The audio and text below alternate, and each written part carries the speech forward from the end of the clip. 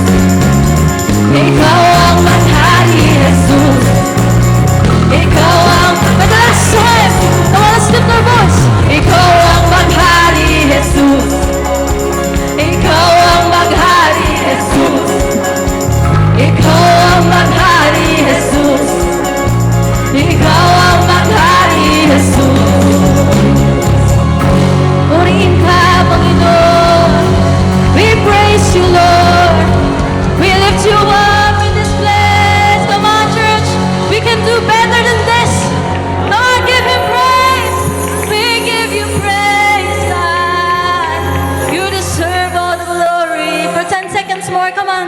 Let's clap our hands. Give Him glory. Give God all the glory. Hallelujah. Hallelujah. Hallelujah. Oh. Hallelujah. Worship Him.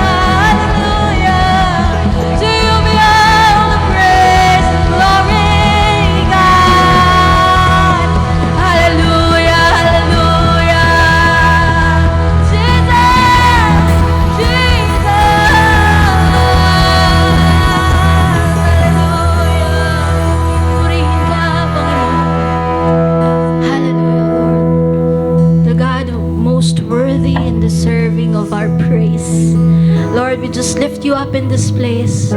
Sa iyo po ang mataas na papuri at pagsamba, pasasalamat. Sa pangalan ni Jesus, ang lahat ay magsabi ng Amen.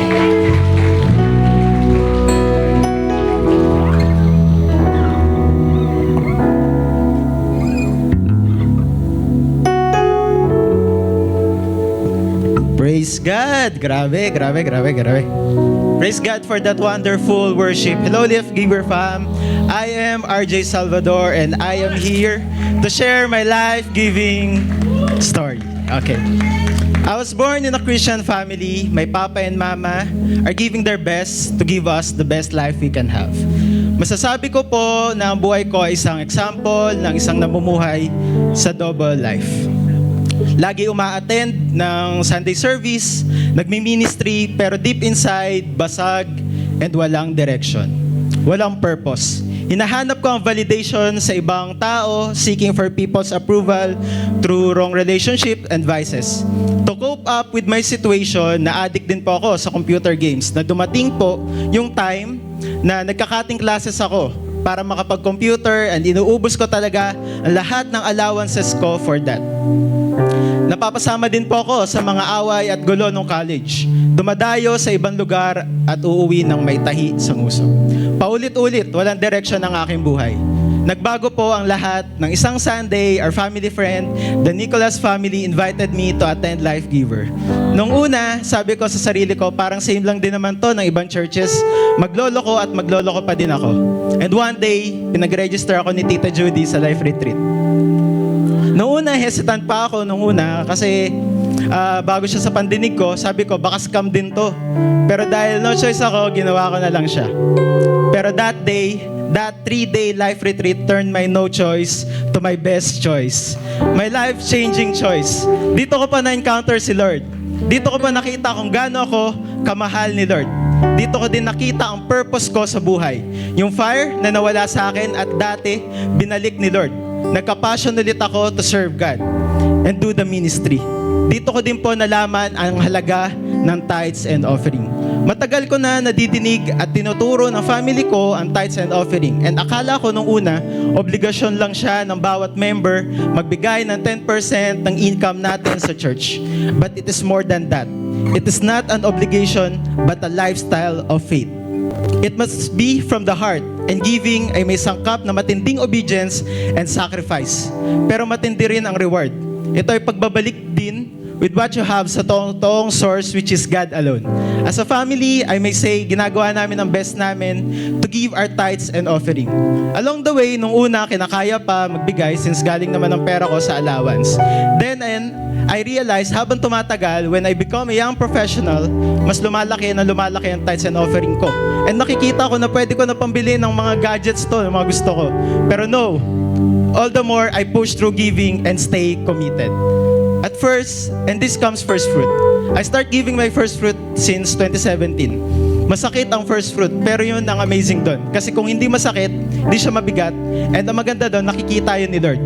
Hindi lang po yun. I also started seeding for the next generation, investing in church equipments, and truly enough, kapag inuuna mo si Lord sa finances mo, never ka mauubusan, never ka magkukulang, at parati siyang on time.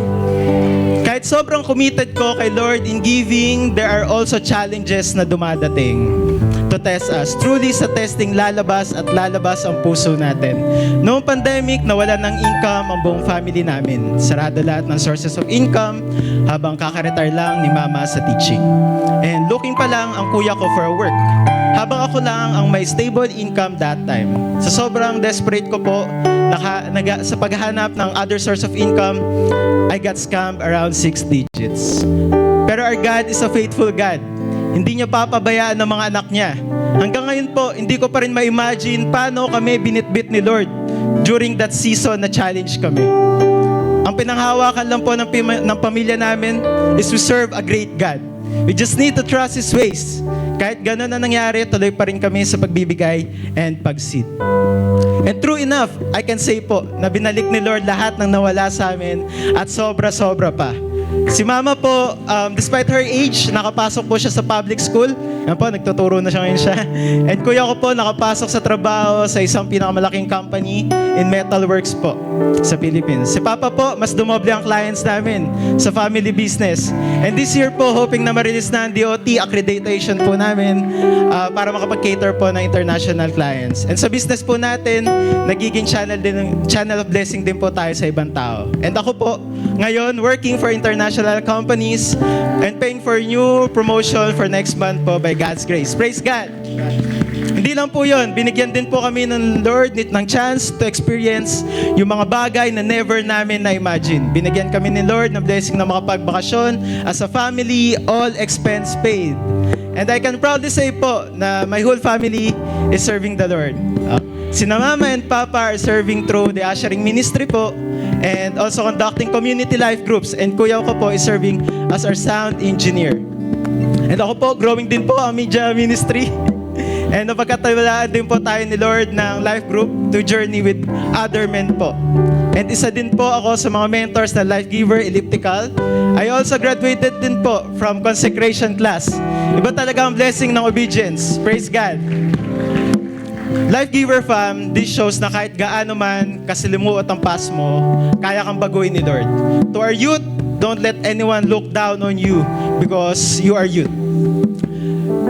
Kaya gamitin natin si Lord to advance His kingdom. Kung sa family ko and sa akin, gumalaw si Lord, how much more po sa life ng bawat isa sa atin. Just stay committed and always push through. I also want to encourage din po mga parents and kids to simula pa lang po, turuan na po ng principles of giving dahil in due time, aanhin po natin lahat ito. Once again, I am RJ Salvador and I am a Life Giver. Church, let's give! Palakpakan natin ang ating Panginoon. Amen.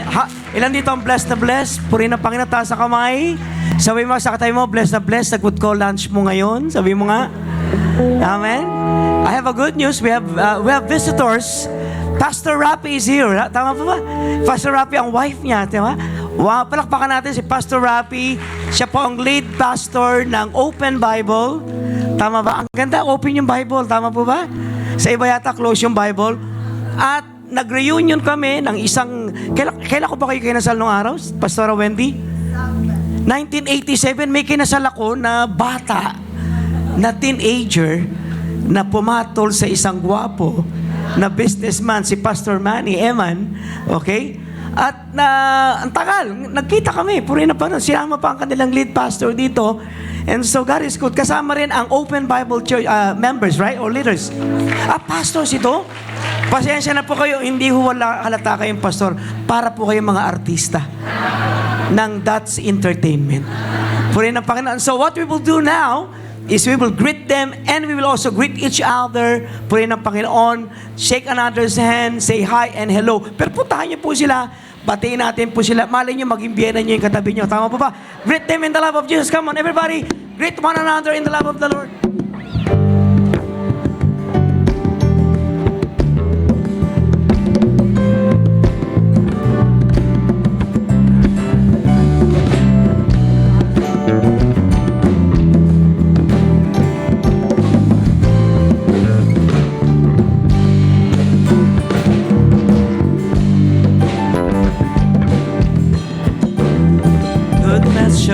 Press down, shake it, get it around.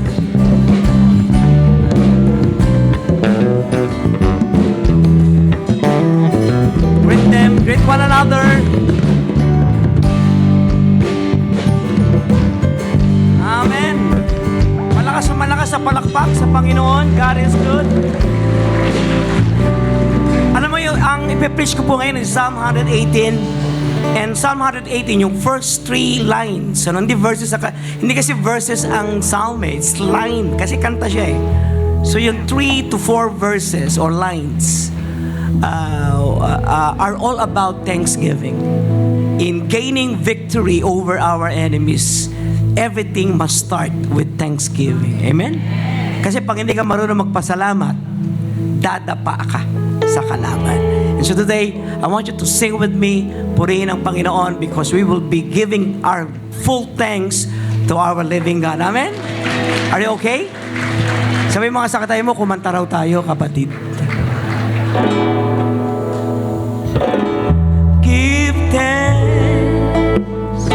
with a grateful heart, give thanks to the Holy One. Give thanks because it's given Jesus Christ, His Son. Give thanks with a grateful heart. Oh, to the Holy, give thanks because it's given Jesus Christ. Yes. Want you to raise your hands and Let the weak say, I am strong. Let the poor say, I am rich. because of what the Lord has done. Everybody. And now, And now, let the weak say, I am strong.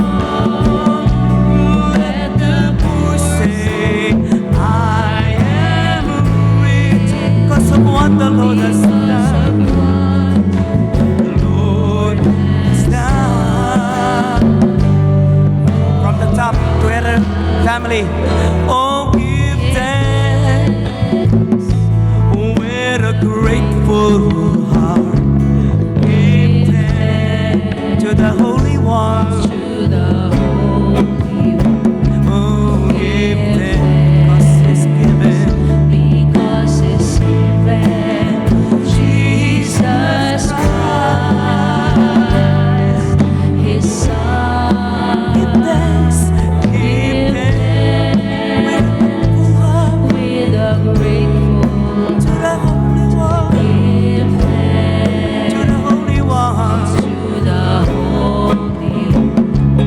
Give Thanks because it's given Jesus Christ. His Everybody, Son. sing with me, come on.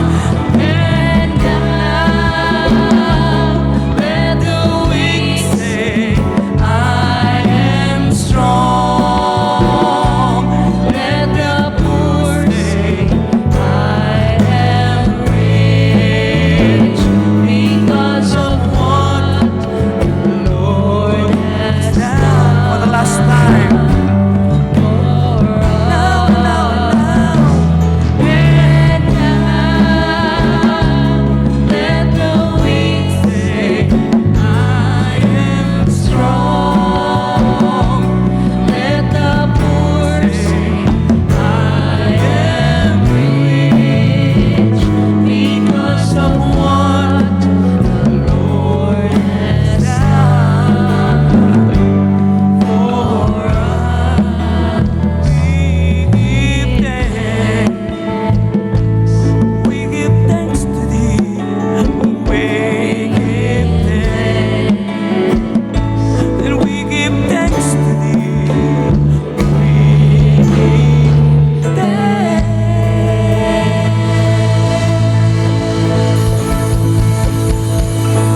Close your eyes, raise your hands. Lord, we are so thankful. Salamat, Panginoon, sa lahat ng ginagawa mo sa amin, sa lahat ng mga victory, sa lahat ng mga collections ng mga victory na patuloy mong ginagawad sa amin lahat.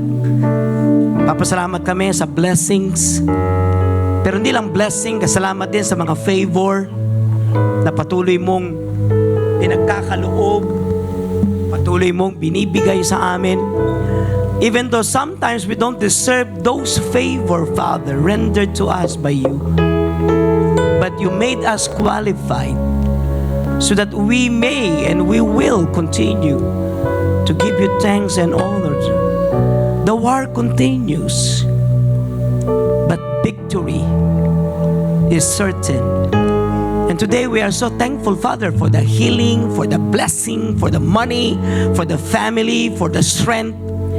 Salamat sa deliverance. Salamat sa mga bagay na hindi namin kayang isipin, na mga pagpapala na binibigay mo sa amin. And today we'll talk about it, how to maintain that victory through thanksgiving. And I hope na hindi lang kami ma-change, ma-challenge. Instead, that we will be changed for the greater glory of your name. Today, may you be with us. May you anoint not only the one that will speak today, but also those who will hear your message, that nothing will be thrown, Lord God, into nothing. We love you, we thank you, we praise you in Jesus' name, and everybody say amen. Bago tayo mo po, hug somebody please. Kumamay ng isang tao, sabihin mo sa kanya, you look great today, kapatid. Hallelujah. Palakpakan natin ang ating Panginoon. Today we'll talk about the topic. My topic today is the Lord is ang victory mo. Ayan. The Lord ang victory mo. Sabay-sabay nga, the Lord ang victory mo. Very good. Yan ang pag-usapan natin. And our text will be coming from actually the entire Psalm 118. I hope na mapaiksi ko pa, no? And I will be able to summarize the entire 118 because this is the most important psalm in Scripture. And this is a psalm of thanksgiving, of the collection of victory. Dapat kinokolekta mo pala yung victory mo. And this is one of the greatest expression of trust of one of the psalmists. Isa ito sa mga awit na sumulat. At this psalm is part of the Hallel. Ang Hallel kasi ay isang collection ng kanta na umaabot ng 6 na kanta yan. It starts in 113 of Psalm and then it ended in Psalm 118. So 13, 114, 15, 116, 17, 18. 6 Psalms yan. Ang gaganda niyan. At marami ang naniniwala na bago ang abduction ng Panginoon, if you go to John 13, nung sila ay nagse-celebrate ng feast before the Passover, ang Panginoon kinakanta ito. Kinakanta nila ito. Sapagkat bago sila kumain, kakanta sila. At ayon sa pag-aaral ng mga scholars, ito yung kinakanta nila. Bago, sa John 13. At ang ganda nito, sapagkat nagpapahapyaw na ang Panginoon ng mangyayari sa Kanya because may 2 verses niyan o lines, I think 22 and 26 na nagpapahiwatig talaga sa Kanya. It was a messianic prophecy. So the psalm celebrates the steadfast love of the Lord, the God's deliverance, and the coming of the Messiah. At tinatawag din itong Psalm of Victory.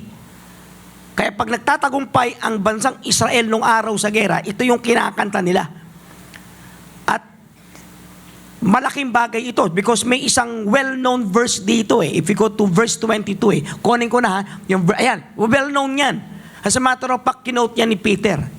The stone the builders rejected has become the cornerstone, referring to the Lord Jesus Christ. So dito yan galing sa Psalm 118 eh. So ang yaman nito sa Christology. As a matter of fact, ginamit ito ng mga verses like ito, Matthew 21, Acts 4, gumamit din yan. Nag-quote dito sa song na ito at ang 1 Peter 2:7, yung sinabi ko nga kanina. So anong purpose ngayon ng psalm? Ang purpose kasi ng psalm, okay, kapag hindi lang ito kanta, ito ay panalangin. Kung nauubusan kang manalangin, puntahan mo yung 118. Panalangin siya at ang ganda ng substance ng prayer. So this psalm is the psalm of thanksgiving. Kanina yun ang ginawa natin kanina. Kumanta tayo hango sa Psalm 118. Okay? And this is a psalm of thanksgiving for the deliverance from enemies. Kasi ni-record ng psalm ang lahat ng mga glorious moment ng isang inaapi kung papaano sumasalo si Lord sa panahong inaapi ka. Amen? Tingnan mo yung katabo, inaapi ba siya? Okay, yan kung inaapi ka, pwede 118. Pero kung nang-aapi ka, huwag mong gagamitin yan. Revelation 21 ang gamitin mo, okay? Pangalawa, this is a psalm of professional worship. Processional. Isipihin, pag kinakanta nila ito, may procession ito. Kaya nga meron tinatawag na psalm na paakyat At isa ito sa processional. Sila ay bumabiyahe, naglalakad, going to the gate. Ito yung kinakanta nila. At kung ang isang sundalo ay nanalo, ito din ang kakantahin niya. At pangatlo, ito ay messianic prophecy. Tinatawag na messianic prophecy because the book of Psalm contains big, huge messianic prophecies. Nakala mo narrative, kwento na halos idetalye sa atin.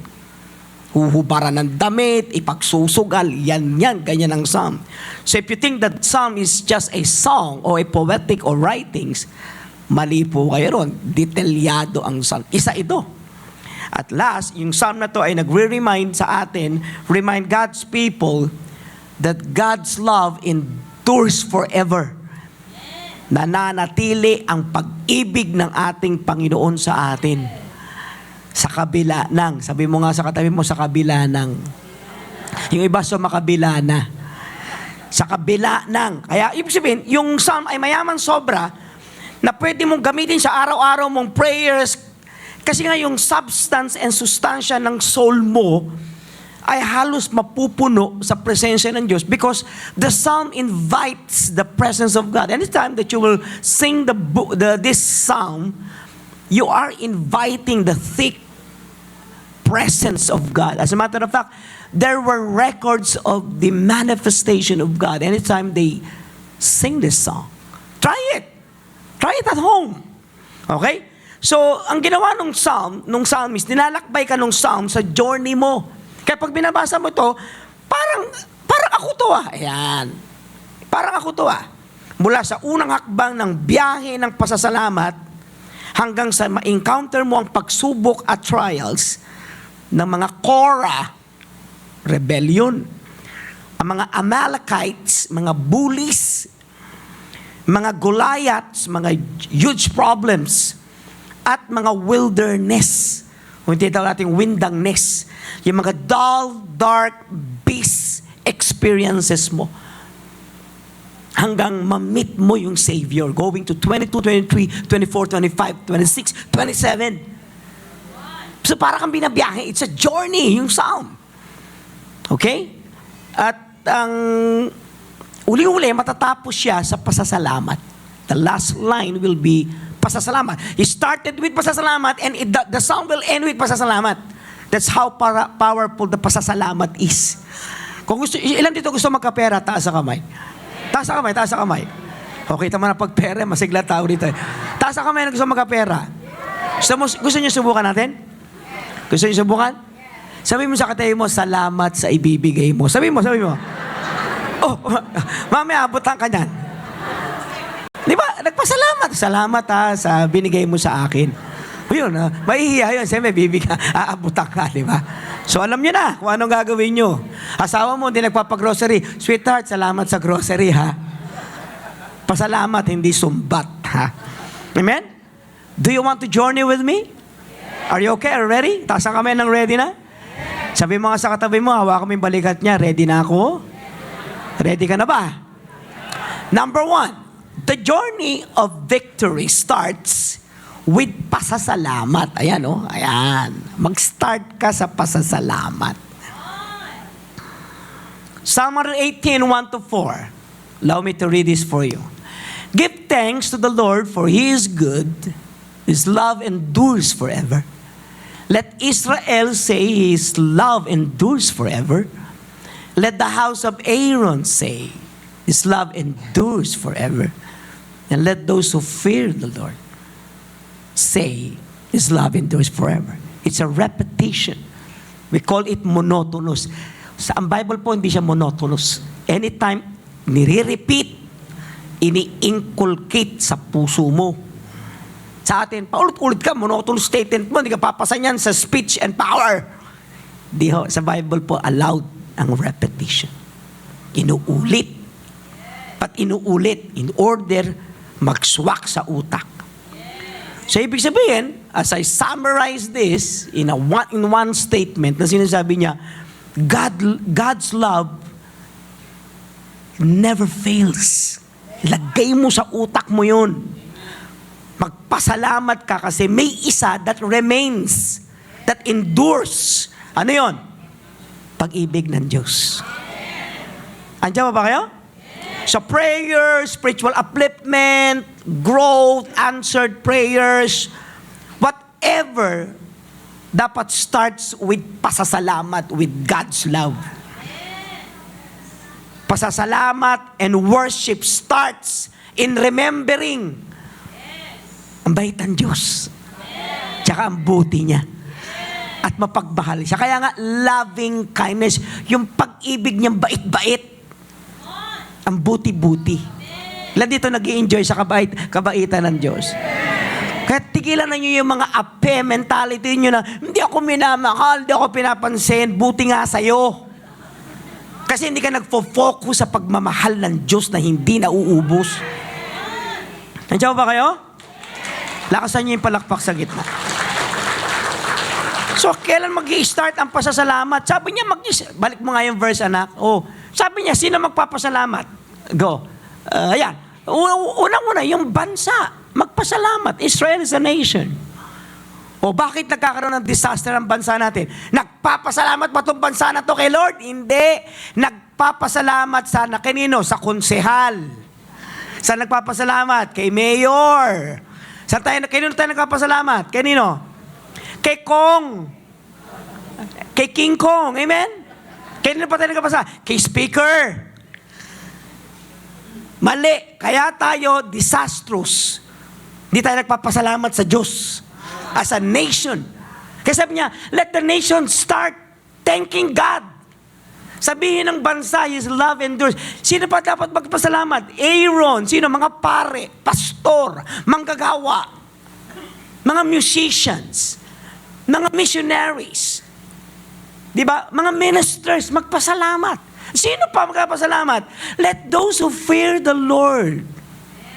Amen? Lahat ng may takot kay Lord, magpasalamat. So, sino magpasalamat? Ang bansa magpasalamat. Salamat sa akap. Kaik. Ano pa? Salamat sa flood control. Kaya pala nagpadala si Lord ng baha para i-expose si flood control.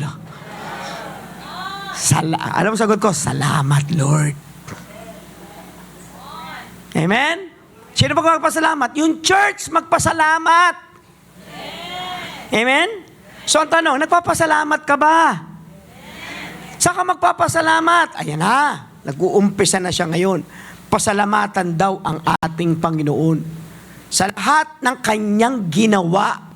So the house of Aaron must have a sense of deep thanksgiving to a God whose love endures forever. Enduring. So sino dapat? Ayan na, sinabi na bansa, pare, misyonaryo, ministers, at lahat ng may takot sa Diyos. Ibig sabihin, the nation must start thanking God. Lord, salamat. Huwag natin kasanayang humigop, humagap ng reklamo, ng bitterness, ng complaining. Because these are poison to your wonderful, vibrant spirit. Your vibrant spirit starts with thanksgiving. Pasalamat. Pagpunta mo sa kusina, walang ulam, salamat. Tanungin niyo ko bakit? Kain ka ng kain. Pagpahingahin mo yung bituka mo, kapatid. Yung anak ko, si Jemboy, nung isang araw, kagabi ba yun? Nagre-reklamo, walang pagkain, Papa. Ngayon ka lang hindi kakain, anak. Sa tanang 15 higante mong taon. Ngayon lang ako nakakita ng bata, araw-araw lumalaki. Pagkagising niya, sino ka? Abay, biglang lumaki na lang. Ngayon, ako ang tagal lumaki. Naglakihan na lahat ng kabasketball ko. Ako ang tagal. Ba't ang tagal ko? Ngayon lang ako nakakita ng bata, araw-araw lumalaki. So, nung nagutom siya, Papa, wala tayong pagkain. Nagkagulo na ang buhay niya. 1 beses lang yun nangyari. Sabi rito, wag nating kasanayang magreklamo. Pasalamat ka kay Lord. Misa, paano ako magpasalamat? Ito na pangasawa ko. Pasalamat ka. May pumatol sa iyo. Amen? So, because, ang sinasabi ito, because these things will never reclaim or will never glorify God. Di ba? It contributes nothing to your maturity in the Spirit. So instead of making reklamo, begin your life with giving thanks to God. Lord, salamat. Alam mo, pinakamasarap na salamat? Yung wala kang maisip na ipasasalamat eh. Ano pa pasalamat ko? Wala kami pera. That's it. Yun. Pasalamat ka sa mga binigay ni Lord at sa mga bagay na hindi niya pa binibigay. Kasi bakit? Alam niya lahat. At ano ang dapat ibigay at hindi ibigay sa iyo. Lumalabas that instead of making reklamo, begin to thank God. Thanksgiving is the language of the saints. Thanksgiving is the music of the saints. Thanksgiving opened the doors of victory in our life. A vibrant spirit gives thanks to God and it attracts blessings and favor to them. It attracts. Amen? Kaya ngayon, pag-usapan natin, start sa pasalamat. Ang question, ano yung ipapasalamat? The next lines will tell us, ano papasalamat? Can we go to verse 4, 5? Ayan na. Number 2, kolektahin mo ang victory ni Lord sa life mo. Ano gagawin mo? Paano akong magpasalamat? Anong reason ko magpasalamat? Ano ang mga valid reasons ko para kolektahin? Para ko sabihin, salamat kay Lord. Narito, kolektahin natin. Una, sabi rito, when hard pressed, sabi niya, I cried out to the Lord. He brought me into a spacious place. The Lord is with me. I'll not be afraid. What can mere men or mortal men do to me? The Lord is with me. He is my helper. I look in triumph on my enemies. Hindi natin tutuloy mahaba eh. Isa-isahin na natin. Okay? Number 1. Kailan ka magpapasalamat? Meron bang panahon that you are hard-pressed? When hard-pressed, sabi ng psalmist, I cried to the Lord. And then what happened? He brought me to a spacious place. Sa isang lugar na napakaganda. So dinidescribe nito na itong mama na ito in Psalm 118 when he wrote this psalm was not in a good condition nung sinulat niya ito. Here he started with the word when hard-pressed.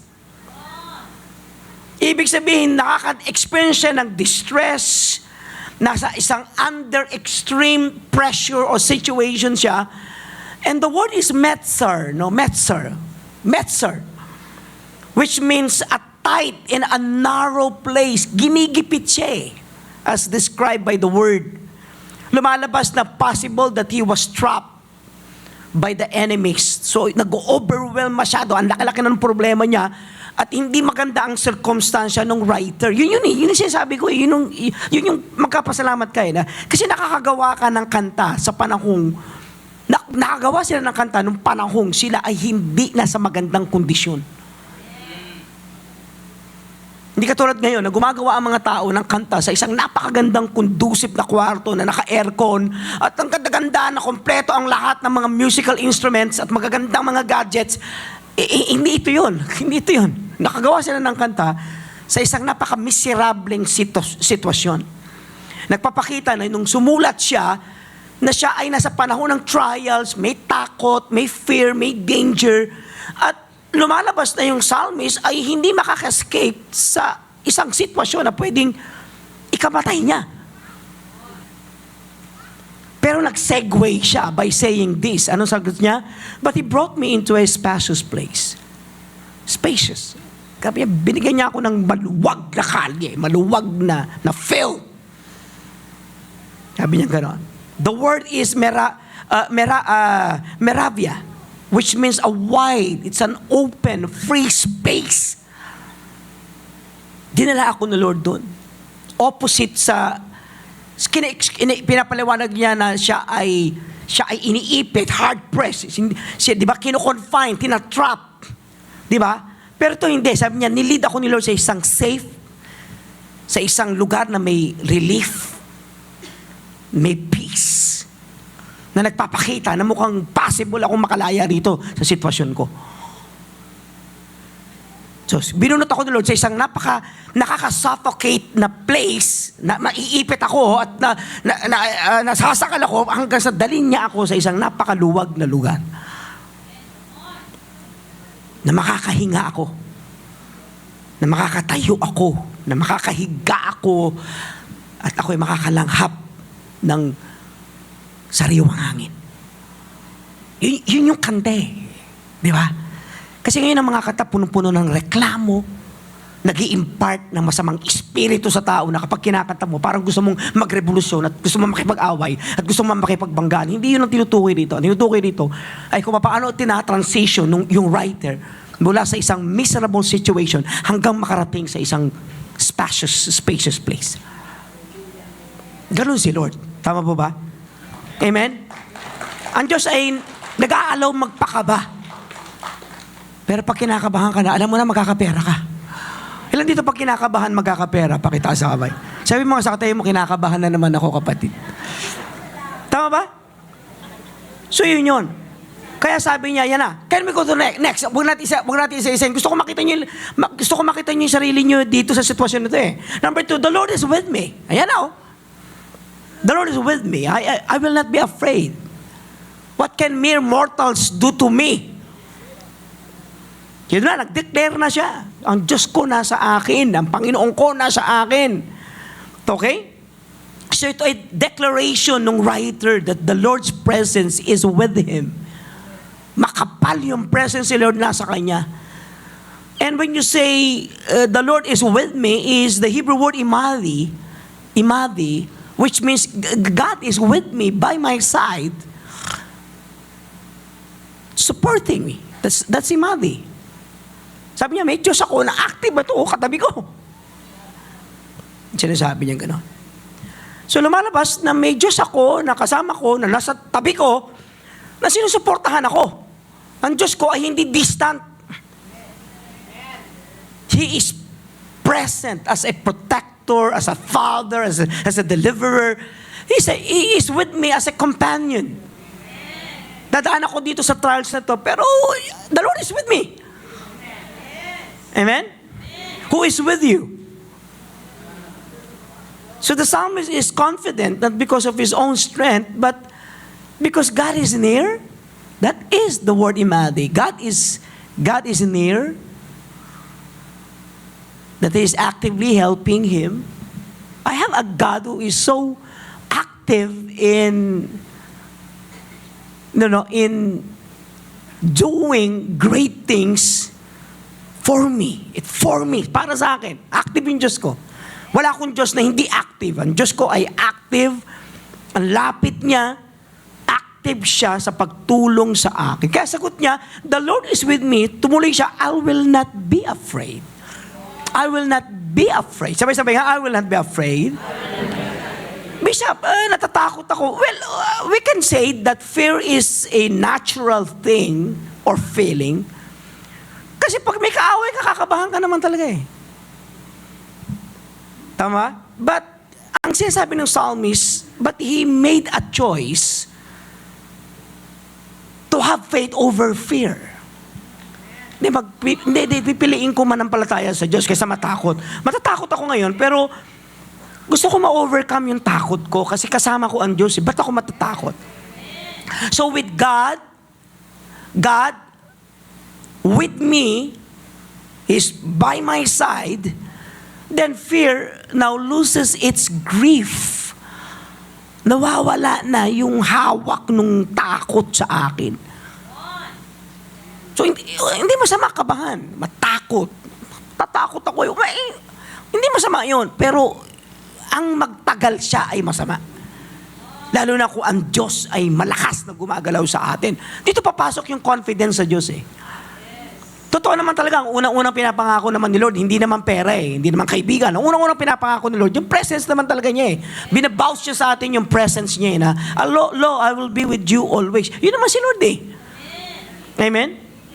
Yun eh. So, hindi sinasabi ni Lord na wala naman danger eh. Rebuke mo yan, walang danger.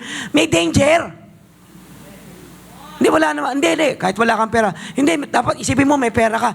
Wala kang pera eh. Wala kang jowa eh. So you are not denying the presence of danger. But you are now denying the power of danger. Iba yung admitting the presence of danger, but denying its power. Yun yung faith eh. Declaring that God is bigger than that danger. Alam ko may problema ako. Alam ko may babayaran ako. Alam ko may sakit yung anak ko. Alam ko na sa ICU, pero God is with me. Ilan dito natutuwa na ang Diyos kasama niya, pakita sa kamay? Yes! Woo! Kaya sabi niya, what can mere mortal do to me? Yeah, go. PowerPoint please. Yan, what can mere mortals do to me? So I checked the word mortals is from the Hebrew word Adam. Adam. Si Adam naman nilitaw eh. But it is not referring to the first father of humankind. It refers to human weakness. Adam means human weakness. So ano magagawa ng human weakness sa akin compared to God's power? So human threats or opposition are all insignificant in the presence of my God who is more powerful than Adam's. Kasi kaya ni Lord baliktarin yung presensya ng kalaban sa makapal na presensya niya na nagdadala sa spacious na lugar. Kasi sa presence ni Lord, may safety, may courage. Kapag nilagay mo sa utak mo, sa isip mo, sorry for the word, the utak, that God being with us is enough. Pag ang Diyos ay nasa akin, that's enough. Kaya sabi ng psalmist, hindi ako matatakot. Hindi ako magpapatuloy matakot. Kaya may reason ako magpasalamat. Kapatid, sa panahon na wala ka ng reason magpasalamat, kapag nagpasalamat ka, yun yung reason. Pag wala ka ng maisip na reason para magpasalamat, nagpapasalamat ka na sa ating Panginoon. May kausap pa ba ako rito? So sabi niya, the Lord, alam niyo ba na inulit itong text na to? Nahuli ko sa Hebrews 13:6. Tingnan niyo mamaya. Inulit yan. Yung text na yan. Inuulit ng New Testament. So tumuloy siya. So what mere mortal do to me? Number 2, next. He's my helper. Come on. He's my helper. Oh, yan oh. Oh, helper. 7, the Lord is with me. He is my helper. I look in triumph on my enemies. Sabi niya, ang Diyos ko ay kasama ko. Siya ang aking katulong. Nakikita ko na siya ay lalaban at magtatagumpay sa aking kaaway. So He's my helper. The Hebrew word is oser. It means an aid. Oser also means strength and support. Aid ko siya. Ano pa? Strength ko siya. Siya yung lakas ko. Kung di ko mabuhat, siya yung lakas ko. Pangatlo, siya yung support ko. Oser, a helper. So God now steps into our life, providing help to those who are in trouble. We are unmatched compared to our problem. Di ba ang hirap? Pag kinumpara mo yung size mo, kumpara sa size sa malaki mong problema, napaka-unmatched. Hindi ka mananalo. Pero pag kasama mo si Lord, helper mo si Lord, mahirap ka matalo kung mahirap kang matalo sa basketball kung may import ka eh. May import ka eh. Sabi mo sa katabi mo, may import ka, kapatid. Amen? Sa panahong wala nang magagawa ang peso mo, may dollars na dumarating, may import eh. Taas ka kamay na may dollars, taas na kamay. O, diba? Hello? Hello? Tuloy tayo. So yun na. So ibig sabihin, God isn't just nearby. He actually empowers, He actually delivers people. Kaya ang sabi ng writer, I look in triumph of my enemies. Sabi niya, nakikita ko yung kaaway ko na matatalo Nagtatagumpay, nakita ko na nagtatagumpay ako sa kaaway ko Yung salitang ito, I look in triumph. I will look on those who hate me. Ito meaning nito I will look on those who hate me, not with fear anymore. But pag nakita ko yung kaaway ko, I look to them with victory. Pag nakita ko yung kaaway ko, dati, nung nakita ko, natakot ako. Bakit? Nakakatakot naman talaga sila Mukha pala, nakakatakot na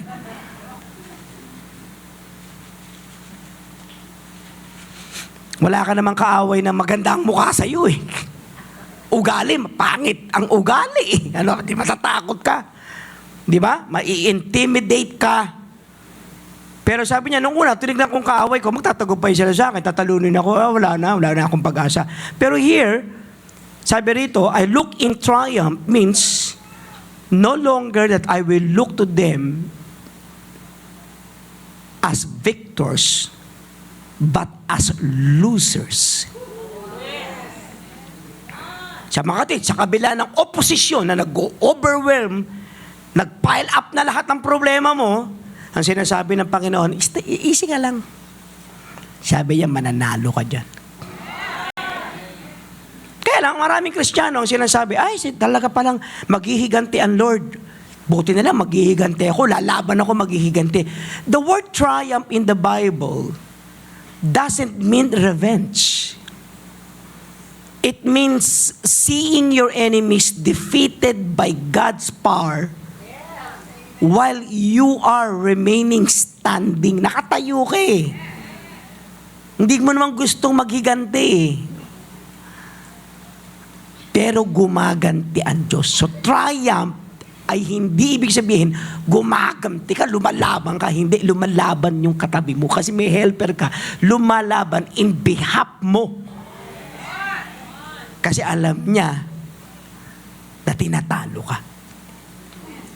Lumalabas that victory comes not from human strength, but it comes from the help of God. Ibig sabihin, ang tawag natin dito, sige po, palakpakan natin si Lord. Ibig sabihin, ang tawag natin dito, divine intervention. Sabi nga, divine intervention. Pakialamero ang Diyos. Sa Tagalog, pag tinagalog mo yung intervention nakikialam ang Diyos. Maraming Kristiyano na nakausap ko nung araw pa, kasi nakikialam kayo, Bishop pakialamero po ang Diyos. Hindi ako naniniwala. Hindi, hayaan ka naman Diyos. Hindi po. Pakikialaman ka niyang Diyos kasi hindi siya intruder, kundi siya ay helper.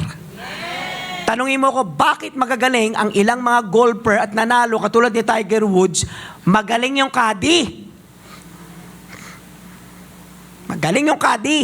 Yung caddy ang naglabas nung magagaling na palo ng mga Tiger Woods. Kasi may nakialam. Mapalad ang tao na pinakikialaman ng Diyos. Kawawa ang tao na hindi na pinakikialaman ng Diyos. Huwag kang magtampo kay Lord na nakikialam siya. Ano ba nakikialam ka, Lord? Huwag kang magtampo kay Lord. Kasi bakit? Helper mo ako, Manny.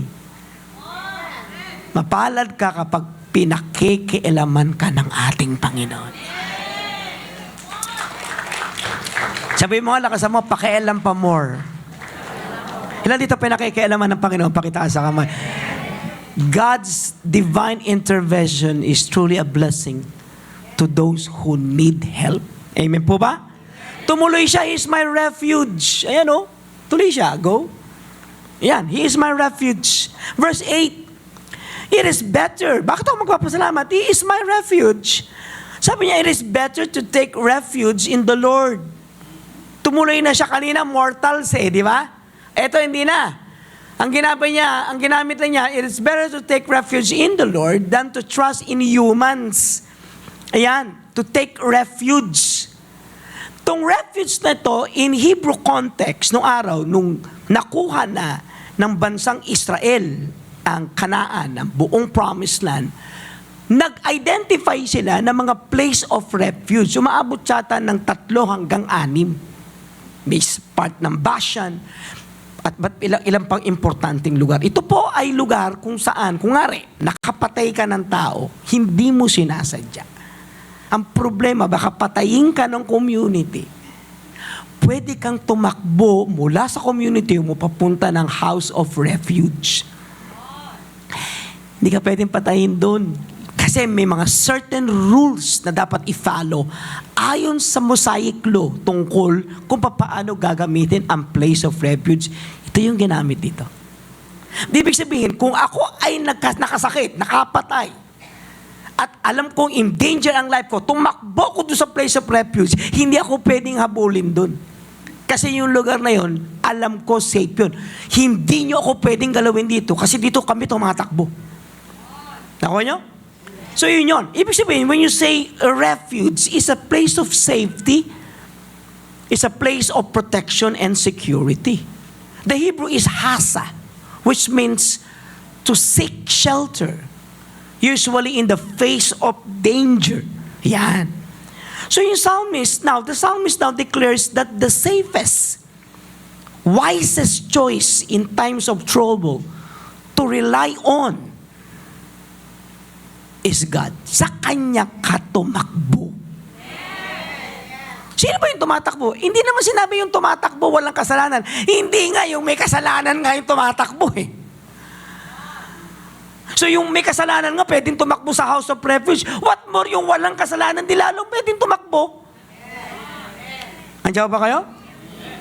So lumalabas that the Lord is your refuge.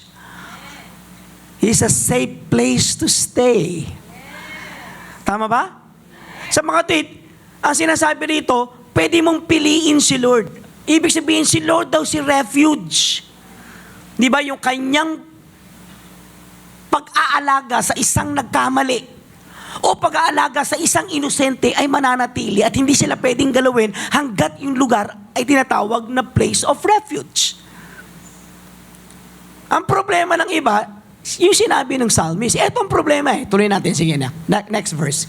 Next PowerPoint. Tignan mo, than to trust in you. Yan ang problema natin. Saan tayo naghahanap ng refuge, di ba? Saan? Problema tao. Tama ba? Yung iba, saan pumupunta? Sa politician. Paano mapag nawala na yung termino nila? Eh di pag sila dinipos, kasama ka na rin i-depose ngayon. Noong panahon ni Marcos, doon siya dinipose sa punta ng Hawaii, kasama na rin lahat ng cronies niya. Kasi bakit? Yung place niya, yung politician eh. Andiyan ba kayo? So than to trust in human. Sa mga trusting in people means relying on their human strength. Bakit? Kasi si tao may wisdom, may kayamanan, may asset, may logistics, may power. Yan ang tao eh. Pero ang sagot ng writer, hindi. Ang humans ay may limitation. Yung human ay hindi permanente. Bakit? Namamatay sila. As a matter of fact, if you go to Jeremiah 17 verse 5, ipinagbawal magtiwala sa tao. At ang sagot ng Panginoon sa bansang Israel, hindi na kayo pwedeng bumalik sa Egypt. Kasi pag pinagkatiwalaan nyo ang Egypt sa anumang safety na gusto nyong hingin, may sumpa kayo. May sumpa sa pagbalik sa Egypt. Noong panahon ng mga hari, 1st, 2nd Kings, marami mga kings ng Judah at Israel bumalik sa Egypt for safety. Ano nangyari? Nagkagulo buhay nila. Sino si Egypt mo na pinagkakatiwalaan mo? Sino ang mga Egypt na pinagkakatiwalaan mo? Ikaw, sarili mong lakas. Hindi, lakas ko eh. Wala pa sa atin, maraming tao, ang lakas, mga Arnold Schwarzenegger ng mga katawan, wala pa sa atin detected at na-diagnose na may 4th stage cancer. Kapag kakatiwala mo ba yung lakas mo, yung laki mo, yung galing mo? Hindi. Talino mo? Hindi. Si Enrile lang ang matanda na, matalino pa. Nangamatay na ang lahat, siya buhay pa.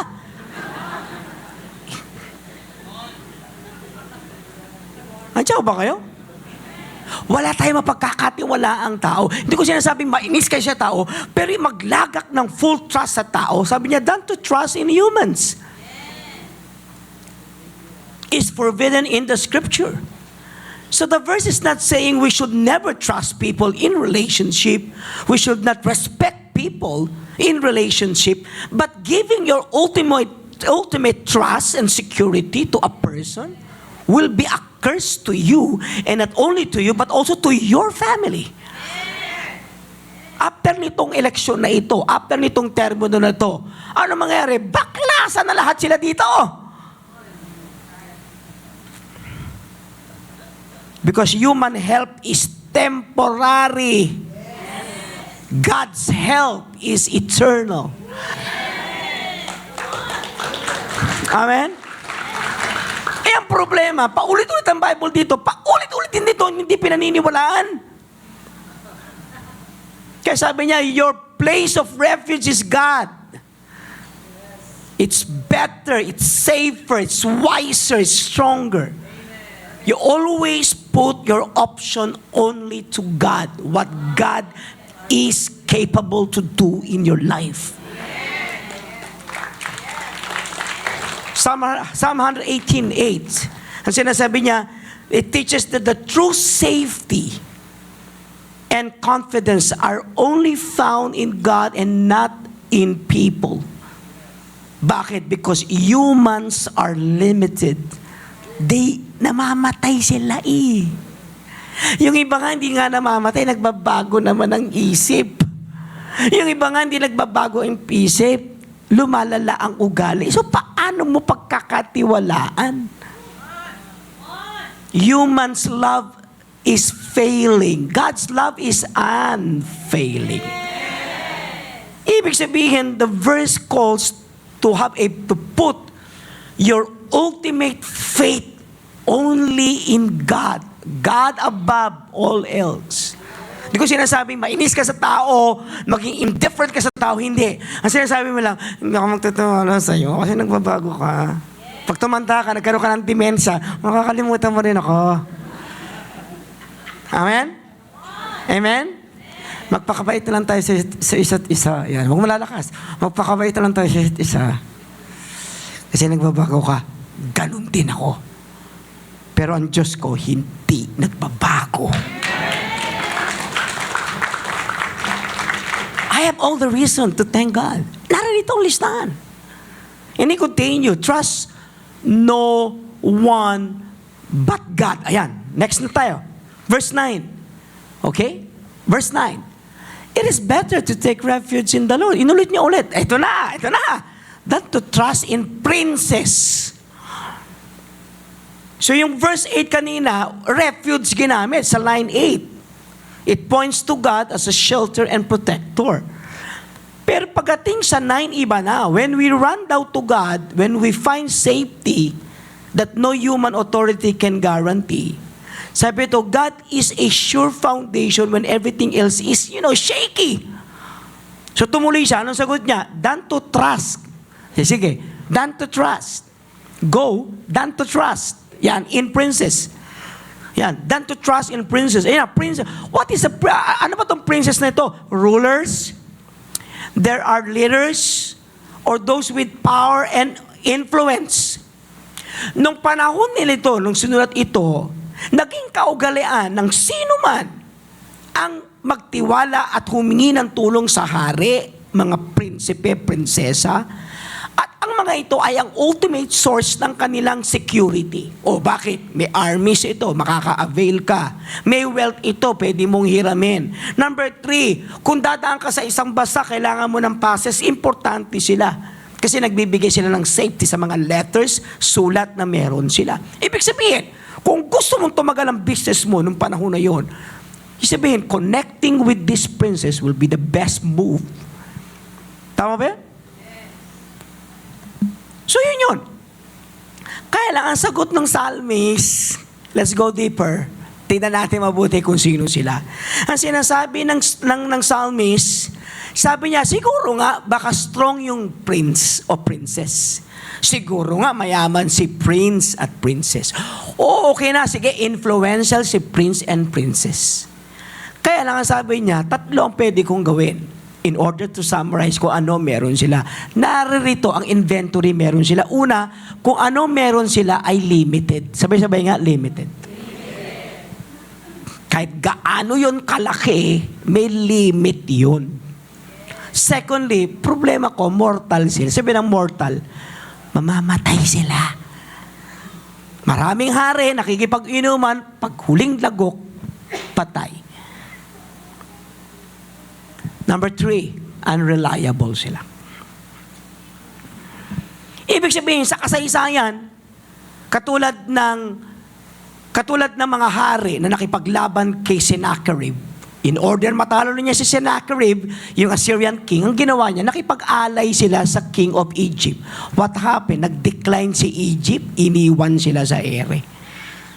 Ibig sabihin, limited, yung iba namatay, pangatlo, ayaw pala lumaban. Ano pinapakita rito? Ibig sabihin, hindi mo maaasahan yung mga taong inaasahan natin. At yung pangako nila kagabi ay hindi pangako nila ngayon. So ano mga yun? Sa bakit pinagmumulan sila ng malaking disappointment sa buhay natin? Sumagot ang Panginoon. Sabi niya, huwag ka magtitiwala sa mga prinsipe. Kasi hindi mo sila maaasahan sa panahong ikaw ay gipit. Kaya pagdating sa verse 8, ang sinabi, huwag kang magtitiwala sa kanila kasi ordinary people lang sila. Pagdating sa line 9, huwag kang magtitiwala kahit makapangyarihan pang leader sila. So what is now the message in line 9? From the lowest to the highest, humans are not worth ultimate trust. Only God is. Diyos lang ang pwedeng pagkatiwalaan. Bishop, hindi ko nararamdaman si Lord. Ingat ka mabuti kasi the more hindi siya gumagalaw, doon lalo siya active. Hindi siya nagsasalita, mag-ingat ka rin. Sapagkat the more hindi nagsasalita ang Diyos, the more gumagalaw ang kanyang kapangyarihan. Sa mundo baligtad. Yung madaldal, sabay-sabay tayo. Yung madaldal? Hindi ko pinapaulit. Yung madaldal na tao, na maraming pangako, mag-ingat ka. Walang i-deliver sa iyo yun. Yung tahimik,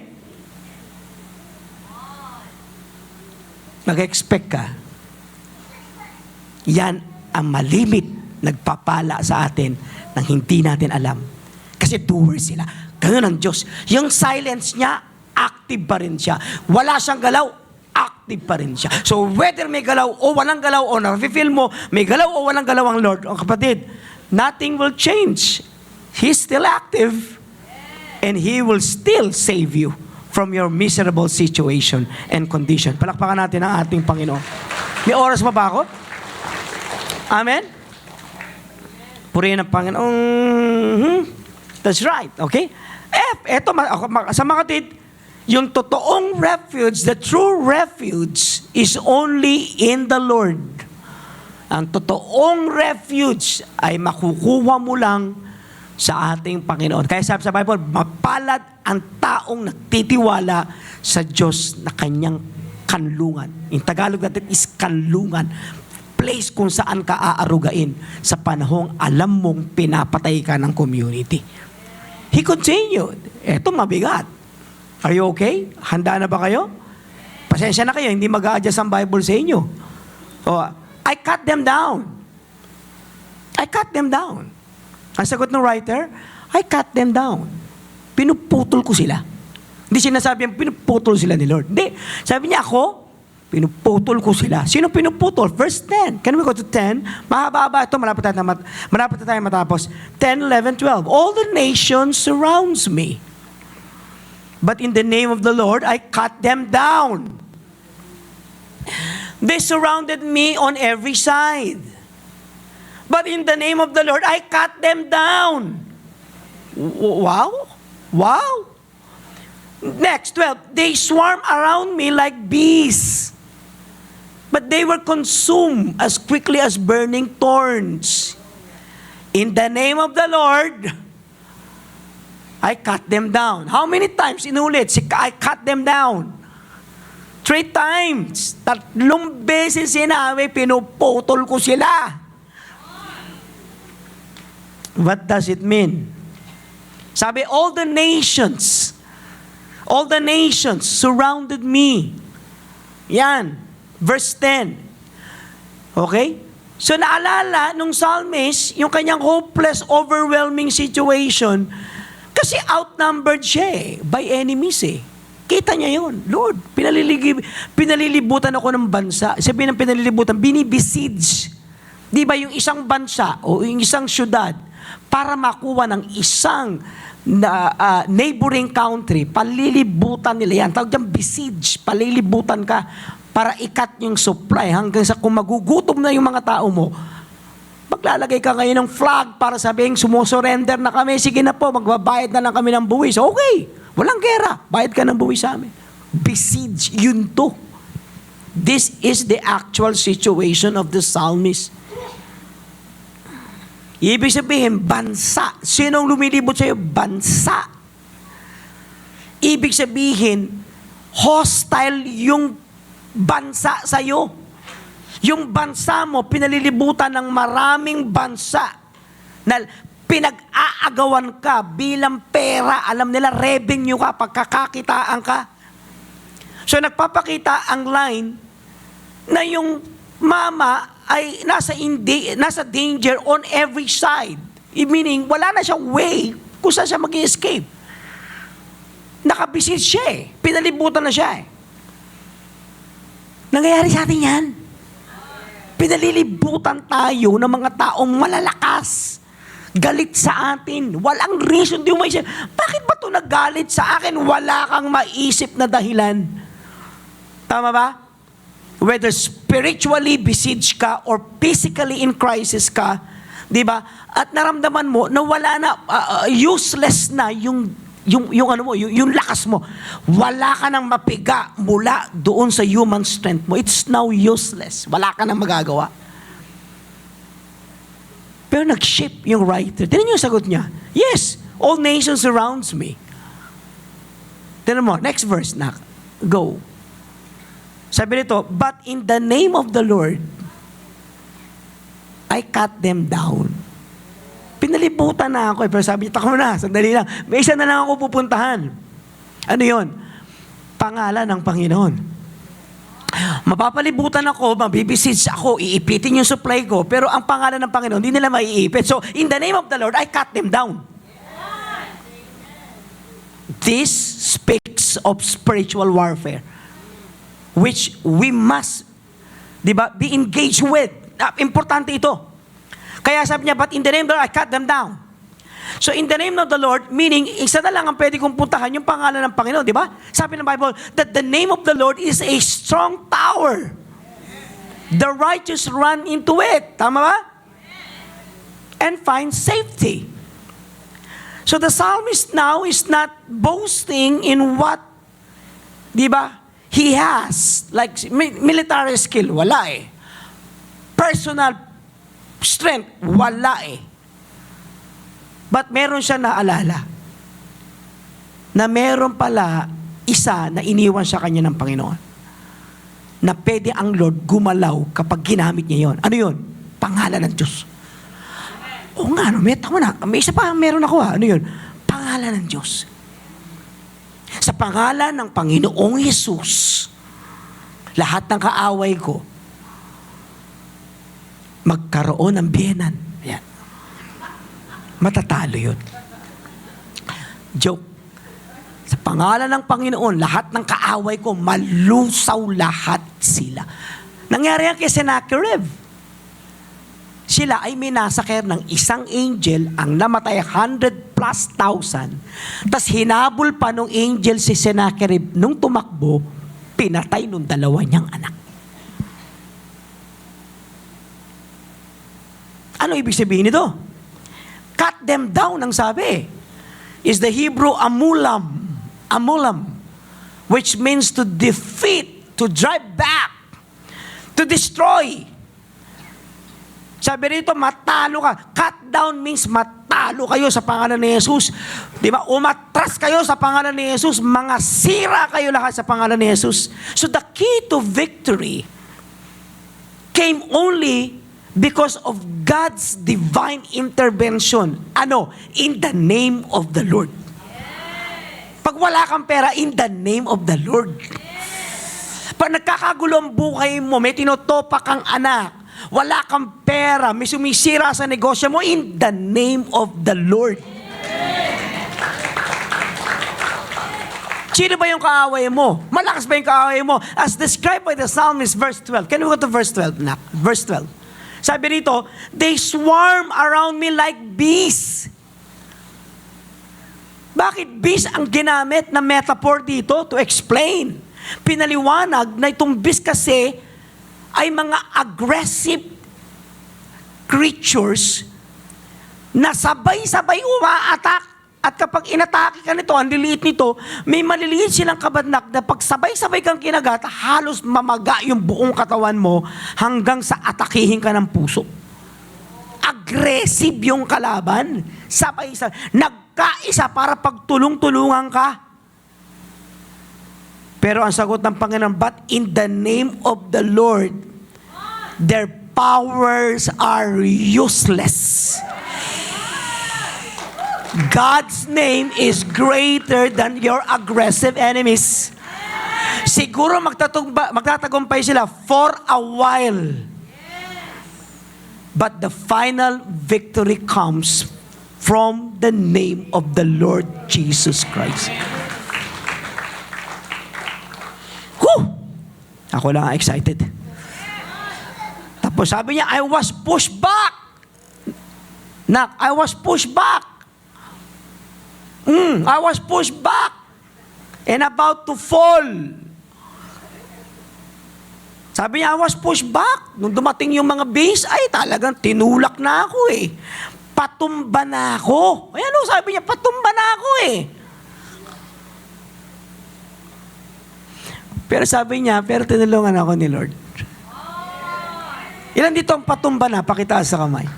Ilan dito nahihilo na sa gutom, taas ang kamay. Ilan dito ang nahihilo ng tagal-tagal ng pagpapala, ang tagal-tagal, parang nananalo ang kalaban, parang nananalo lang. Sabi niya, I was pushed back. I was about to fall. But what happened? Sabi niya, but the Lord helped me. Amen? Again, yung salitang help, active divine intervention. Active divine intervention. Sabi ng tulong, Lord, tulungan mo ako. Ang sabi mo, Lord, makialam ka, mag-intervene ka. Lord, makialam ka nga rito. Nag-aaway kayo mag-asawa, hindi kayo nakakaintindihan. Lord, makialam ka nga. Tumal-tumal ng pera mo, Lord, makialam ka nga. Nagkakagulong pamilya mo na wala namang pinagmumura, wala namang source, at wala namang reason, Lord, makialam ka nga. Bigla ka na lang may sakit na, alam mo naman na healthy ka, Lord, makialam ka nga. Hello?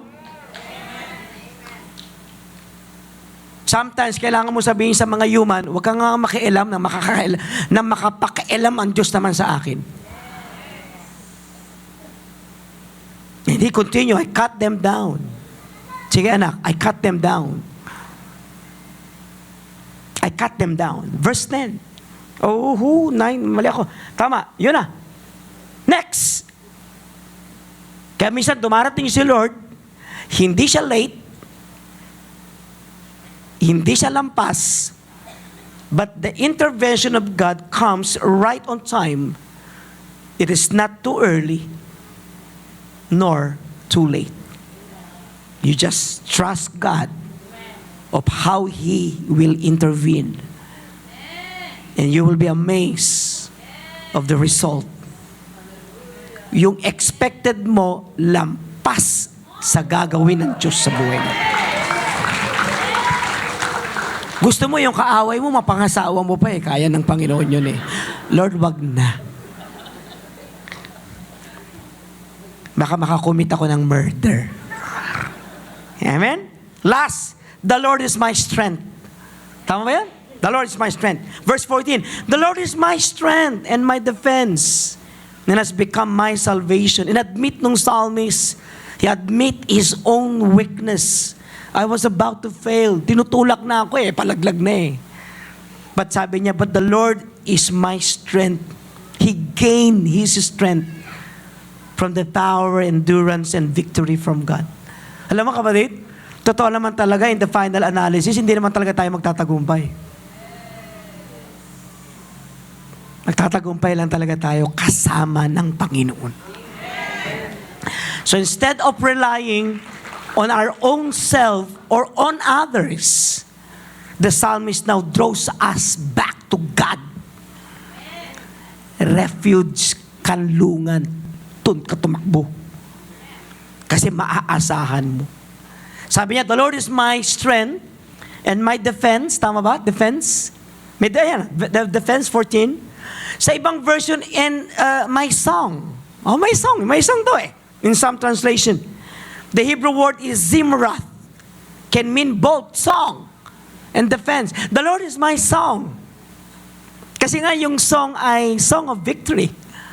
Kinakanta pagtapos na yung gera eh. Wini-wave yung bandila para sabihin, talo ka naman. Panalo tayo. Panalo. He's my song. But actually, when you say He is my song, He is my victory. Kaya sabi niya gano'n, we have all the reason to sing songs of praise. Because God is our victory. Alam mo, nakakakanta ka pala kapag tagumpay ka. Nakakakanta ka pala kapag alam mo magtatagumpay ka. Nakakakanta ka pala lalo na kung nakakagawa ka at nakakalikha ka ng mga lyrics na nagpapaliwanag kung paano babaliktarin ni Lord ang sitwasyon mo sa advantage mo at sa ikapupuri ng kanyang pangalan. Kaya sabi niya, the Lord has become my song. I believe in Him. And so I will sing songs of praise to my God. The Lord is my deliverer. Tumuli siya, sabi niya, He has become my salvation. Tingnan mo, He has become my salvation. Salvation, eto na. Kinote niya yung name ng Panginoon, Yesu. O Yeshua in Hebrew, which means deliverance or rescue or victory or wholeness. God has become my salvation, my Jesus, my Yeshua. He is now my salvation. He is salvation for His people. Yun ang ibig sabihin ng Yeshua, the Lord is salvation. He is the ultimate source of salvation. And so, He is my deliverer. Bakit ako nagtagumpay? Nakialam si Yeshua. Nakialam ang Panginoong Jesus. Jesus means salvation. Kaligtasan. Kaya pagdating sa 20-27, pangatlo, bakit ako magpapasalamat? Bakit ako magtatagumpay? Parating na si Cornerstone. Number 3, parating si Cornerstone. Psalm 118, 22-27, ayan na. Tama ba yan? The stone the builders rejected has become the cornerstone. The Lord has done this and is marvelous in His eyes. The Lord has done it this very day. So let us rejoice today and be glad. 25, Lord, save us. Lord, grant us success. Blessed is he who comes in the name of the Lord. From the house of the Lord, we blessed you. The Lord is God, and He has made His light shine on us. With bow in His hands, join in the festal procession up to the horns of the altar. So here, the text explains the coming of Jesus to Jerusalem before His abduction. Nakasakay sa donkey. Blessed is he who comes in the name. So this is a prophecy. In order for Israel to identify who Jesus is, He will be coming, riding in a donkey. Ito yun, 6:26. Pagdating sa 26, blessed is he who comes in the name of the Lord. So malalaman mo agad kung sino ang Messiah. Nakasakay siya sa donkey, processional, papasok ng Jerusalem. Question, bakit donkey? Bakit hindi kabayong puti? Kasi yung hari nakasakay ng donkey, ibig sabihin ayaw niya ng gera. Tapos na yung gera. Kaya donkey, ibig sabihin tapos na yung gera. Hindi siya nakasakay sa puting kabayo. Ang nakasakay na ng puting kabayo, yung mga babae sa tandwa, yun na nakasakay sa puting kabayo. Siya hindi, nakadangki siya. Ibig sabihin, wala na siyang dalang gera sa mga taong tatanggapin siya bilang Messiah. Sa second coming niya, ang dala na niya, white horse na. Ibig sabihin, wala siyang dalang pananakit sa tao to those who will receive Him as their refuge. So this is a prophecy fulfilled by Christ. And Christ now becomes the cornerstone of our faith. Yung refuge, sabi sa Bible, hindi lang siya paradise. It's a cornerstone kung saan matibay. Kung matatutunan ng DPWH natin kung paano magtatayo ng flood control, cornerstone, hindi tayo babahain. Si Jesus pa rin ang magaling na engineer. Number 4, bakit tayo magtatagumpay? Bakit ang victory kahit na galing kay Lord? Bakit dapat tayo magpasalamat? Dito na ako mag-i-end. Number 4, start at end ka sa thanksgiving. You start with thanksgiving, then you end your prayer with thanksgiving. You start your prayer life with thanksgiving, end mo kay thanksgiving. Nag-start ka ng spiritual growth mo with thanksgiving, then I suggest you end with thanksgiving. 28, you are my God, I'll praise you. You are my God, I will exalt you. Give thanks to the Lord, for He is good, for His love endures forever. Amen? You are my God, I will exalt you. Give thanks to the Lord, for He is good. Always tell this, His love endures forever. And all things with thanksgiving, no matter what your circumstances is.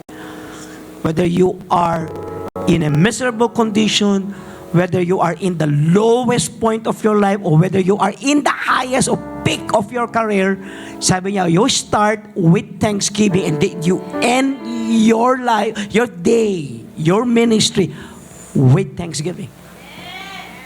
Palamanan mo.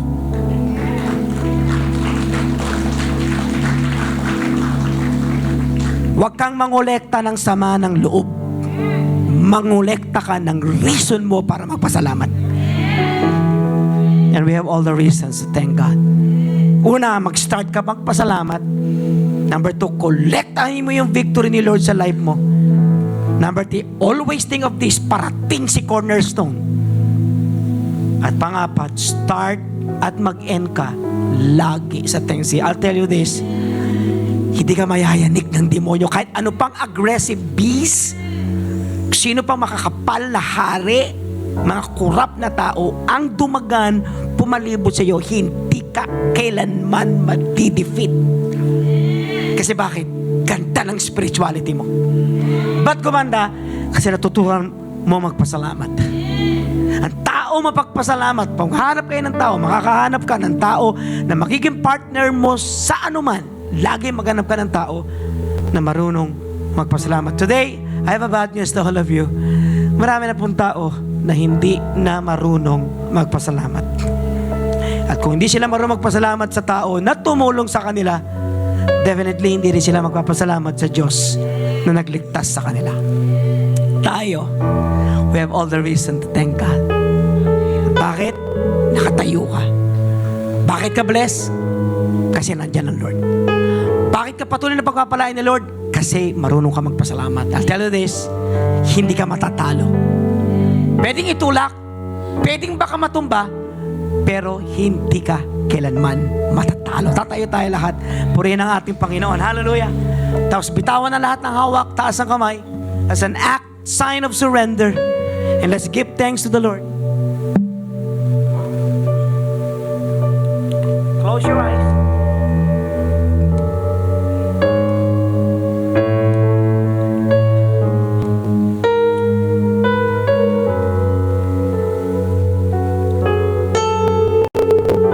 Close your eyes.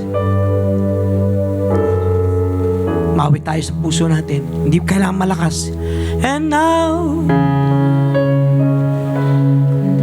let the weak say, I am strong. Poor say I'm rich. Poor say I am rich. Because of what the Lord has done. The Lord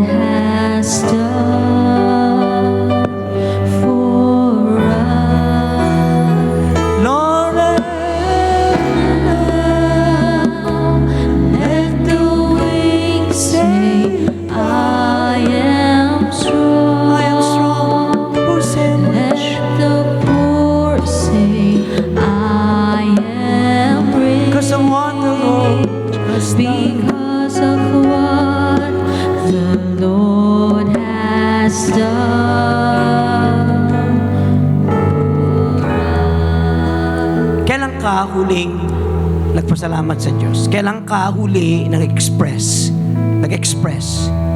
na sobra kang nagpasalamat sa Diyos? Nasaan ang collection o inventory ng tagumpay na meron ka? Naisulat ba sa iyong puso?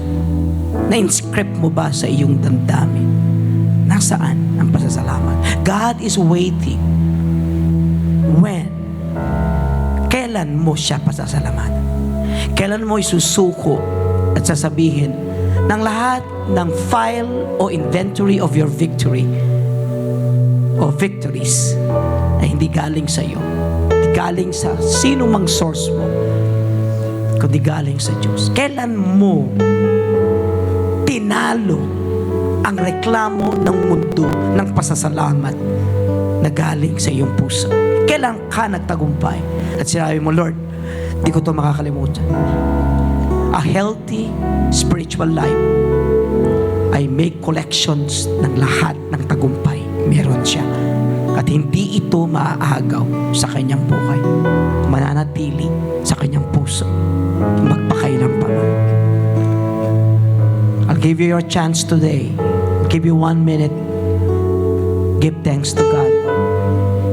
Come on. Talk to the Lord right now. Pasalamatan mo siya.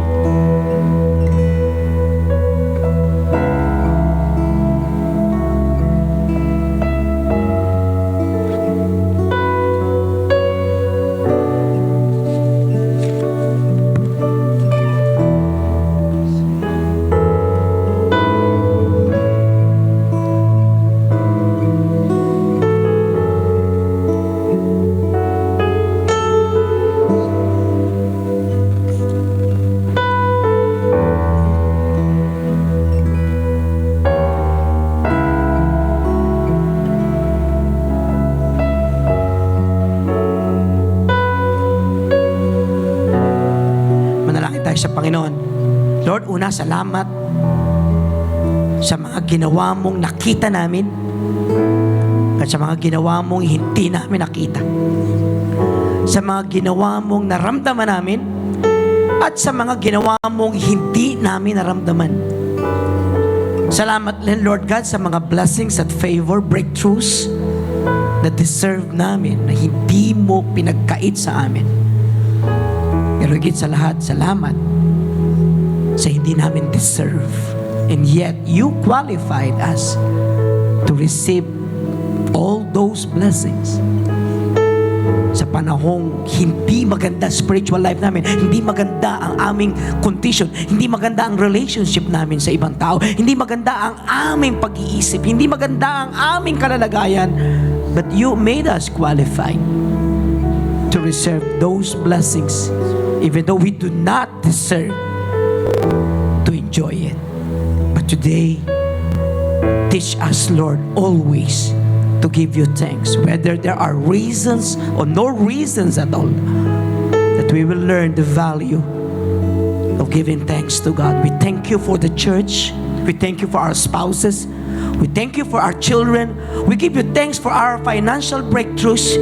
We thank you for the windfalls.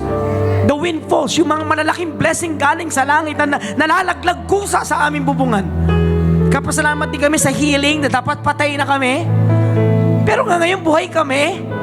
Salamat, Lord God, sa panahon ng aming depression. Ang iba hindi nakasurvive, pero kami nakasurvive at ang aming depression ay nag-turn into celebration. Salamat sa sakit, cancer, pero dinaan mo kami, pero inubos, tinalo ng healing, ng blessing, ng favor.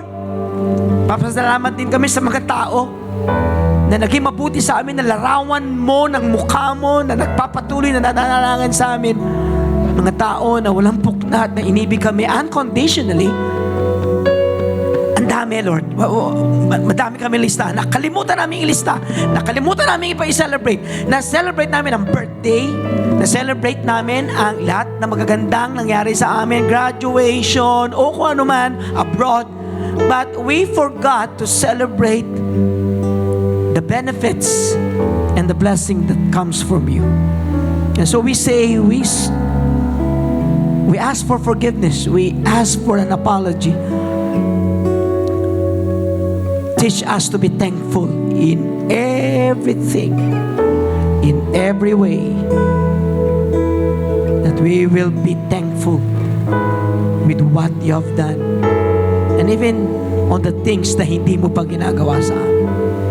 And today, teach this church to have a very balanced and healthy spiritual life. That we will learn the value of giving you thanks. Our success starts when we begin to thank you. Let the weak say, I am strong. Everybody sings, pati sa taas po lahat. Let the poor say, I am rich because of what the Lord has done for us. And now, let the weak say, I am strong. Let the poor say, I am Because of what the Lord has done. because of what the Lord has done for Lord, maraming pong salamat. And I hope and pray that beginning this day, today, we will have a very healthy spiritual life. Kami po ay magiging expression ng pasasalamat kasi mabuti ka sa amin. And your love endures forever. We love you, we thank you, we praise you in Jesus' name. Hug someone please. Hug the person beside you. Sa likod, hawakan mo ang kamay. Kapatid, lahat po tayo. Huwag po kayo tumingin sa akin. I-hug niyo yung katabi po ninyo. Huwag kayo tumingin sa akin po. I-hug niyo yung katabi niyo. Tapos yung nasa likod po niyo, come on.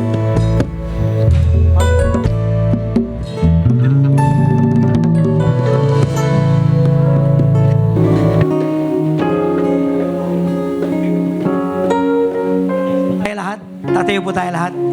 Raise your hands please. Hallelujah. Say amen sa bawat ano natin. May the good Lord richly bless you and your children. May keep you from falling, make you stand unblemished. May His grace work in you, His face shine on you. May His abundance flow throughout your lifetime. With enjoyment, good health, so prosper. May you have life to the fullest. Receive this from Jesus Christ, the when fellowship ends, go and sin no more. God bless you. Enjoy your Sunday. God bless you.